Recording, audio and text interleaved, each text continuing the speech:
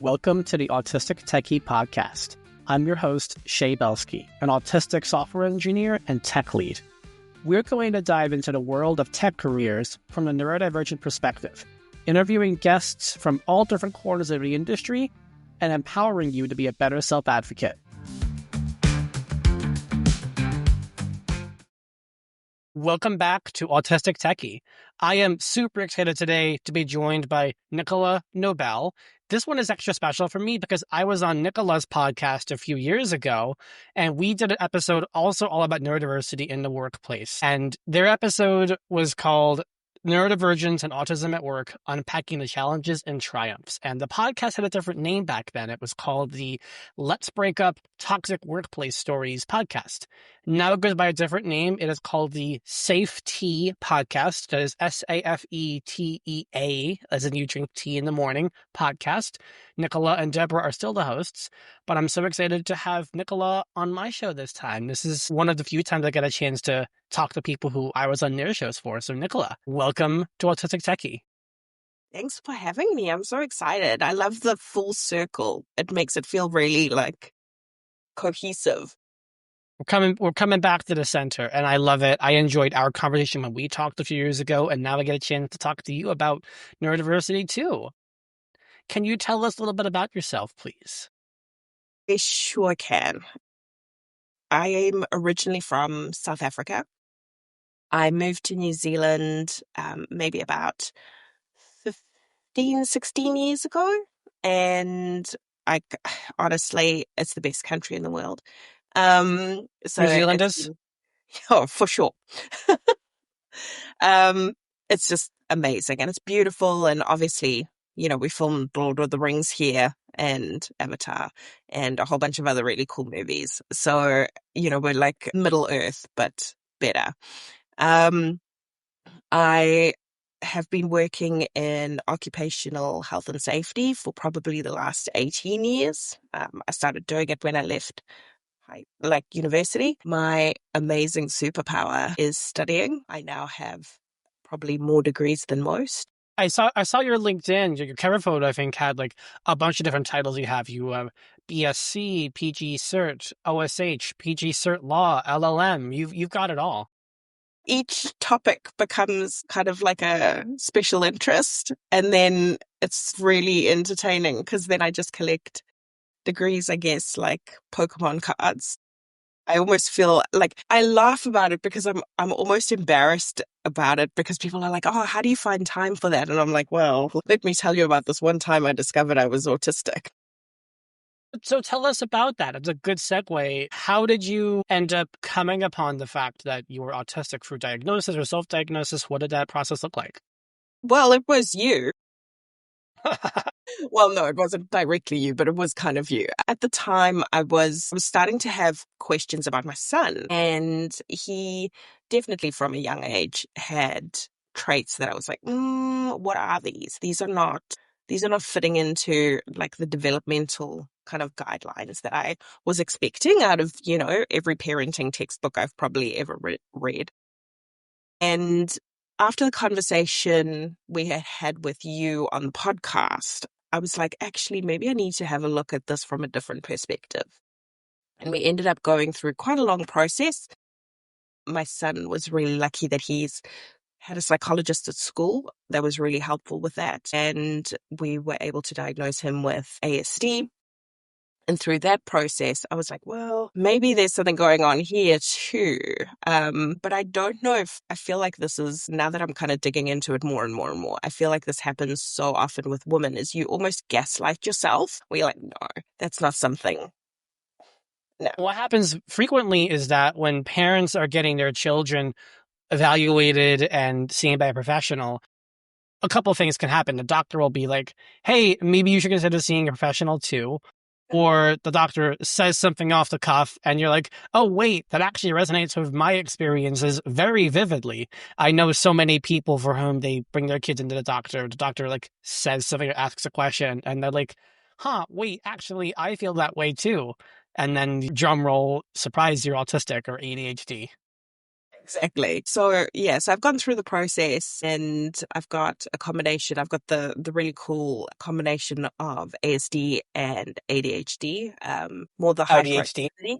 Yeah. So hyperactivity, but not physical hyperactivity. It's more the brain that never shuts off, which I feel Hmm. is I'm still kind of working out the contradiction between the ASD and the ADHD. I feel like it's an ongoing, comparative struggle. So that's kind of how we are here today.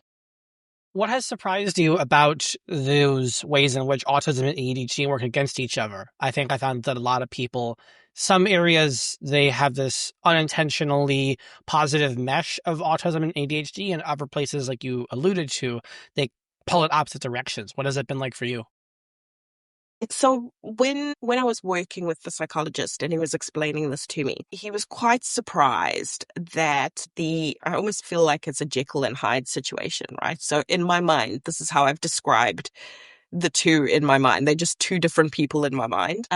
So the ASD side has become so organized. Like there is layer upon layer upon layer of organization. I have got calendars up the wazoo, and that apparently essentially obliterates the kind of inattentive ADHD side. So that's quite an interesting kind of You fight take care of against yourself you. with an organizational lens. Yeah, it's bonkers. And then one of the ones where it kind of comes together really nicely is obviously overstimulation. The incandescent rage that comes with overstimulation has been quite an eye opener. I always just thought everybody had that sort of incandescent rage. No, they don't. So that was interesting to find out. And I think the hyper focus is my top superpower, I think, is being able to just sit down and I could go for days and not even move. So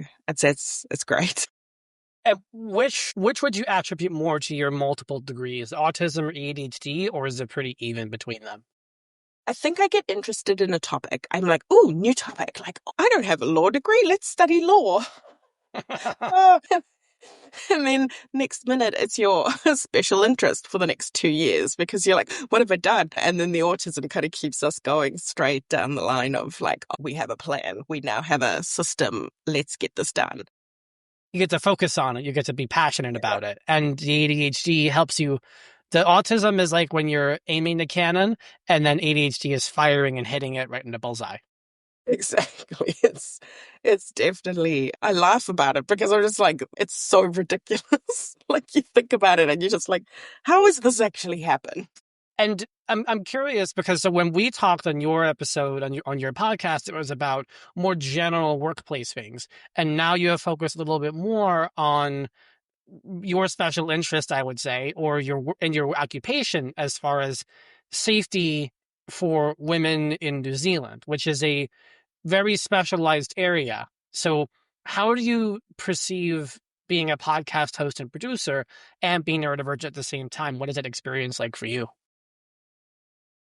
My co-host Debs, she's got ADHD and anxiety, which has been great to work with. Well, I'm sure for her it's not that great, but it's great to work with because it means that you are far more understanding, and it's, quite often I'm actually quite jealous. If I'm honest, she's really good at putting in boundaries, whereas I am not, where she will turn around and be like, actually, we can't do today. I'm feeling this, this, and this. And she can name her feelings and she can put a boundary around it. And I'm like, wish I could do that. I haven't quite mastered that yet. And so it's been really good. It also gives us an opportunity to really highlight for people kind of the differences in workplaces, especially in the health and safety industry. It's quite a niche industry, and especially for women. Because quite often the stereotypical occupational health and safety guy is a guy and he's usually like a policeman. He's mean and grumpy and awful. And then you've got, Not a nice person, sounds like. yeah, usually. And then you and Deb come in. And there's a whole bunch of us that are really kind of engaged with people and put people first or put people centrally to the problem. And I think that's a very different way of thinking. And sometimes people don't like it. So it's been really It's been a really interesting process, actually. Do you find that you approach your work or your management style differently because of your neurodiversity, either before diagnosed or after it? Or even do you think that your being neurodivergent directly influences the decision that you make in that regard? It's a really good question. I've always had like a list of things leadership wise that I've had that I was like, okay, I'm doing this, tick, I'm doing this, tick, I'm doing this, tick. And I've always really wanted to be a good, positive leader where you are providing your team with the tools and skills to get a better job, essentially, because your job as a leader is to make sure that your team can then go out and find better jobs in the future and use the experience that they have at the job they have now for those better jobs. So I've always worked really hard to make people feel welcome and safe and valued and appreciated and a little pushed as well, right? Like a little pushed. But I've now realized that maybe some of that was a lot of masking to fit into that leadership mold, where it Hmm. was like, I'm working extra hard, probably harder than everybody else, to make sure that I am this type of leader here. And it was actually after I went to a workshop at work around leadership. And it was before I was diagnosed. And I was sitting there and I was listening to their talk on leadership, and it was really specific. And at one point I was like, I kind of put my hand up and I was like, why have we not considered that all of these traits that you laud or that you hold up high in leadership, these are not for neurodivergent people. These are not all natural traits. We work really hard. And at the time I was thinking of my son because he had been diagnosed. And I was like, you've essentially excluded my son from being a leader in the future because you want him to do all of these things. And yes, he can do all of those things, but it would come at a cost. But The that cost of doesn't masking. exactly. And I'm like, but that doesn't not make him a good leader. He's going to be an amazing leader when he gets out into the workforce one day. Like, he's going to kill it. Sure, his social skills touch and go, but he's going to be an amazing leader in his field. And I am excited for him and the people that work for him because he is kind, he is compassionate, he's thoughtful. He's just a little rough around the edges when it comes to feedback, potentially. Hmm. And not everybody's going to warm to that. But simultaneously, that doesn't mean he's going to be a shitty leader. So that was the question I had. And they didn't have an answer for me. And they kind of brushed it off. And Ugh. I kind of it became my next special interest was neurodivergency in leadership. And I think That's one of my special interests right now. It is like neurodiversity and leadership. I don't know many people who are leaders and openly neurodivergent. There's a handful, but not there's a, not many who are very out and loud about it. exactly because, I've spoken to my manager about my diagnosis. She is just I'm very lucky that I have got just the most amazing manager. She is just so lovely. And she's been curious. She's like, okay, well, tell me more, and she's been really interested and curious and she wants to learn more and she wants to do the right thing. But at the same time, you've still got that really weird stigma around, oh, but you look so organized or normal or, oh, but I wouldn't have, you're so I'm not extroverted, let's just be clear. You mask to look like you're extroverted. Yeah, I've masked to fit in to make you feel comfortable with whatever situation we're in. And that is exhausting. So It is yes. exhausting. Like the cost of masking. What does it cost you? What are you putting into it? What bones in your body are grinding against each other when you mask in order to produce what you think somebody wants you to do? And I have paid a lot of cognitive and physical taxes for masking. And it's exhausting. It's draining having to do what people expect you to do and kind of rebelling against your brain when you know that your mind and body want to do one thing or they have a natural disposition to do one thing, and yet you need to do something else to make other people happy or to placate them because they are inflexible and you have to be the flexible one, which sucks. Yeah. It's been so interesting. It has been so interesting to see that kind of progress. And I think, I heard from a ton of people, a ton of like community groups or, all of these like influencers on Instagram or LinkedIn saying, when you get your diagnosis, you are going to skills regress. And boy, oh boy, I was like, Really? yeah, when you get the diagnosis, apparently when you've been masking for so long, you kind of regress a little bit because you're not quite sure. You're like, all of these weird things I've been doing, which are considered socially weird, are actually totally normal for me. And you end up kind of going kind of back a little bit before you can go forward. And I was like, that's not going to happen. That's interesting. What I think I'm hearing from that is you've been masking up to this point in time, but you didn't know that you were masking. And now that you suddenly realized you were masking, you let it down a little bit. And that appears to people as if you are regressing or being more permissive of things that you were doing before, even when they felt very unnatural. Exactly. And I've found that really interesting. Like this week I said, we had a really challenging team meeting where our team, I've got an amazing team of women, and we had to have a horrible meeting this week with a group of people where, with occupational health and safety, there's always something weird happening. And sat down, and at the end of the meeting, the top of my face was actually sore. Like I had pain in my brow from trying to keep my face straight. And Oh at my the end of the gosh. meeting, I said to my team, I was like, look, going forward, I would appreciate if if I don't have to pretend on something, because the fact that I now have a headache from just trying to keep my face in one What static. was your natural face? What did you want to do in that moment? Oh my God, in that moment, I was like, Okay. You wanted to be animated. You wanted to respond, and there but was no way that I could have been animated in that moment. I understand. But at the same time, I was just like, this is actually hurting my body, like trying to not do this. that's So that's happened to me before. It's like I want to react, I want to respond, and I'm like, no, no, you can't do that. As much as you want to, you can't like show a face, you can't move around, you can't go do stuff. You got to sit here and deal with it. My brain is just like it's almost like a fight or flight kind of thing. I don't know how to explain it. I don't know how to explain it either. It was just like you become almost robotic because you are putting so much mental energy into not going, wait, what the fuck? And it's like, Yeah, like what does it cost you? yeah. And it was like, so I said to the ladies at the end, I was like, look, in the future going forward, if this is happening, please can we understand that I have the option to switch my camera off maybe? And then I can, I can be who I need to be on the other end of the camera.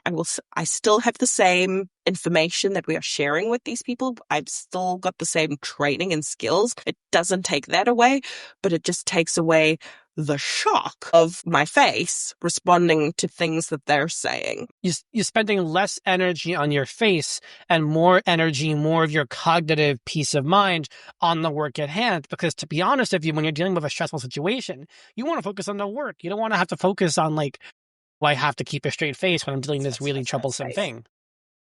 I genuinely also thought that everybody did that. I thought everybody did like a face thing where they were like face, face, face, face, face, face. Oh, the way you say that face, it's similar to me. It's like I have to remember it. I has to be like a conscious, like branding it in my brain kind of thing. You have to remember to do this. Have to remember to do that. Like, don't forget. Don't let you forget. I'll write it in my eyelids if I have to. I know, and it's like, okay, and now relax your face a bit. It's like, And where? it's masking. It is masking, and it feels formulaic. Is like you're following a script. It's like okay, when they say this, you got to remember to do this. When they do this, you have to do that. It's like oh my gosh, give me a break. So interesting. And I've noticed recently, since I've received my diagnosis, I think the one thing that I've noticed recently that was like really eye-opening is when I get tired, I don't make eye contact with people, and especially when they're sitting close to me. Doesn't matter who they are, could be family members, doesn't matter. I don't make eye contact, and I have always felt uncomfortable making eye contact when I start getting really tired. Now I'm just like, okay, I'm just gonna stare at literally anything else. My trick on Zoom calls and video calls is look at myself and not look at the other person. That's much more natural to me. And I think because it's such a COVID focused thing, I have gotten used to only looking at people, only looking at myself. And like, I see you, obviously. I'm looking in your direction, but like, I'm actually looking at myself in the camera. But it looks like I'm looking at you, which is what you want. You want to know that I am looking at you, but in reality, I'm You not. don't need to look That's at my masking. do the same thing. I'm glad I'm not alone. Oh dear. Oh yeah. Yeah, masking is like it's bonkers. I just, I remember having a conversation with a friend of mine a couple of years ago, and she we had spoken about extroversion versus introversion. And I said to her, I was like, I really don't feel like an extrovert. She's like, yeah, but everybody thinks you're an extrovert. I was like, I really don't feel it. Like, I'm pretty confident I'm an introvert. Like, I'm 100% confident. I hate people. And I always joke, I'm like, oh, I hate people. Now I can legitimately say I hate people. But it's I don't know if like you hate people, but I think like you hate acting the way asking. people want you to behave. You dislike you want to be yourself and not who people want you to be.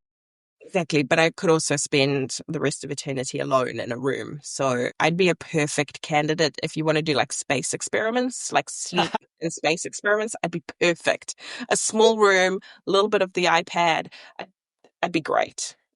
What a choice. What a job. I wonder about those things as well. One of my favorite comics is like, so what do you want to do this weekend? Nothing. And I was like, oh, we could do this. I'm like, no, I want to do nothing. And that fascinates people when I say I want to do an absence of things. I do not want to have anything structured. And people sometimes take issue with that. I could just lie down and sleep all weekend. I'd be happy. No, that's not me. I don't sleep in typically. Like my definition of sleeping in air quotes, is like I sleep till 8 a.m. Then I'm awake. Doesn't matter if it's a Saturday or a Tuesday. I'm just up at 8 a.m. I no, I do midday naps. I think that's my big one at the minute. Is like midday naps is Interesting. lovely. So delicious. Now, besides looking at yourself on Zoom cameras, what other workplace hacks or things have you figured out about how you work in the workplace to mask less? Mask less. So I'm so silly. Up until now, I thought that, always thought that I was just overachieving and that I was just kind of giving people extra. But no, we now know that that's not true. I think one of the things that has helped is I've kind of created like a little how to deal with me workbook. And I think the key thing that comes out of that is it doesn't change the work that I do. It's just a couple of different tweaks here and there on how to respond to different things. So that way I'm not feeling like, you know, you hate me. And we can kind of cover off, just like if you're seeing this, chances are high I'm burning out at the moment. Or if you're seeing these three things, it means I'm in hyper focus. Could you just leave me there for a hot minute? And then I will circle back to you on whatever topic you I needed. love that. I love that. I've heard about that a lot, the working with me document, or like a manual of me, a lot of different names for it. And I like what you said about like focus mode. And I have something similar in mind, which has like an exception section. Like there are exceptions to breaking me out of hyper focus mode. If there's a fire and I have to leave the building, if there's free food, or if there's dogs or cats. That's the only three reasons. None of those things, except for the fire. Okay. Yeah, if the building's on fire, then at this point, like that's what you do. That's the safety part of your job. So that's kind of relevant. If there's a fire, sure. If there's dogs or cats, though, because I work for an organization that deals with babies up until the age of 5, we get a lot of babies in the office.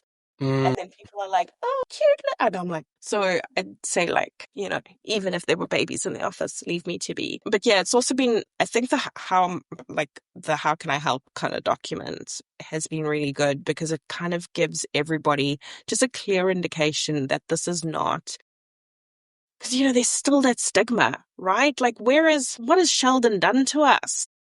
hmm Golly, there's still such a stigma around masking as the preferable option.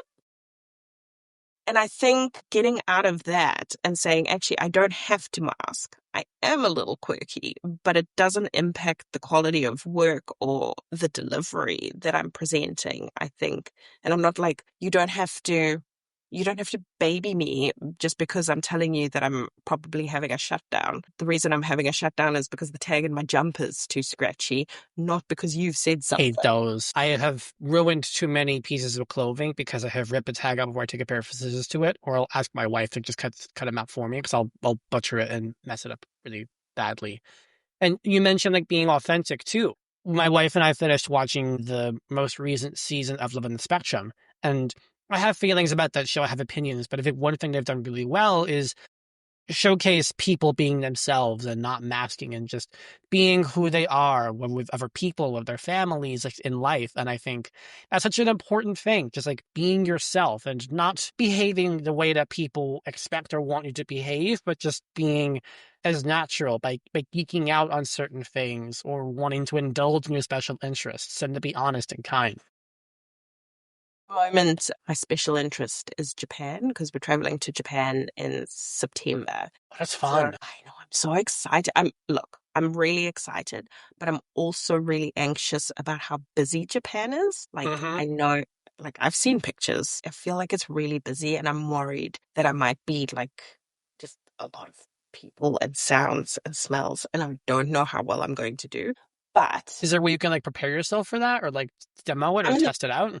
I'm in the process of doing that. Like I'm trying to work out what's going to be because I hate malls and crowds and so I'm going to have to work out a way to kind of deal with that. I might, use my noise canceling headphones a lot more.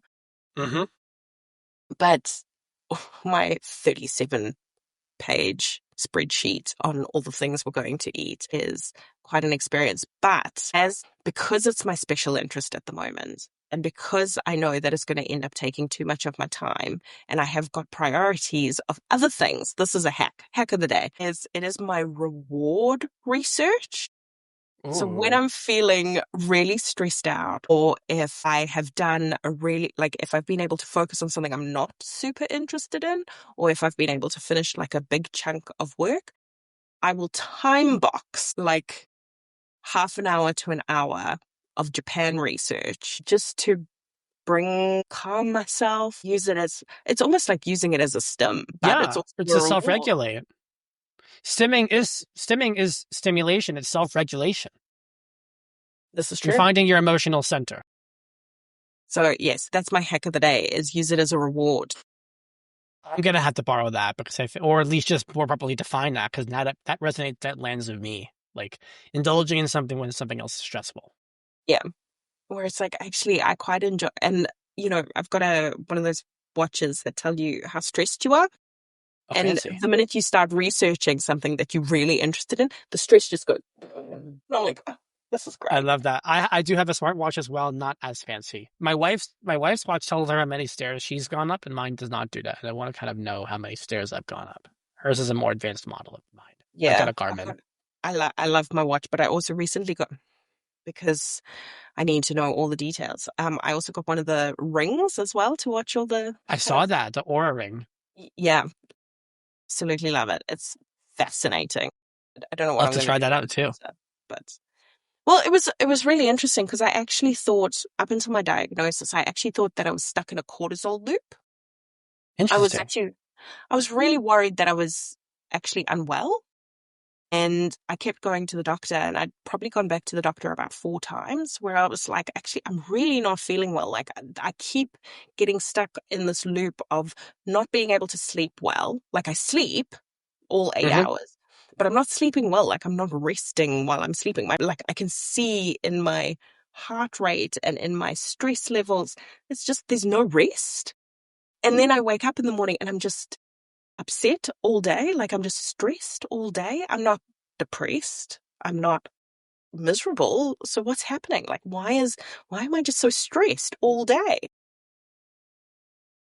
Now you have a reason. Now you have a name for it, a name for the Now we thing. have a name. It's called overstimulation all the time. And you indulge in the Japan research to help kind of work yourself back from that. Yeah.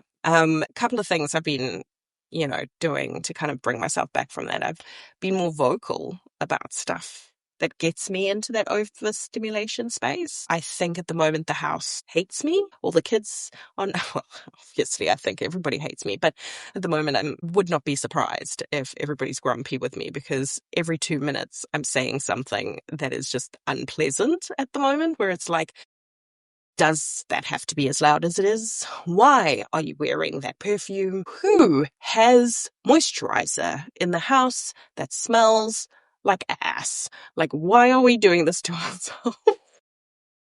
I empathize with that a little bit too. And the masking part of me remembers like not to say all those thoughts out loud, or to know the right time to say those things. Exactly. Or never say them and just breathe through Or that. the anger. And I've found that now that I say these things out loud, like those banks of stress during my day have come down considerably. I love that. I'm really happy for you. And I'm happy that you're also aware of that. You have the ability to reflect as well. Yeah, that's true. Nicola, this has been an incredible conversation. Laughed. First time I've laughed on my own show, and I'm glad that we were able to break that ice. If people want to connect with you and they want to listen to your own podcast, where can they do that? Best place to find me is probably LinkedIn. Nice and easy to find me because I've got links to everything from LinkedIn. I've got a web page, which is nicolanobel.com. And it's just, yeah, you can find me pretty much anywhere. Easy to Google. I will make sure that I link to your LinkedIn and to your podcast in the show notes for the episode. Nicola, thanks for being on Autistic Techie. I had so much fun in this conversation. This was awesome. Thanks. And thanks for having me. I really appreciate it.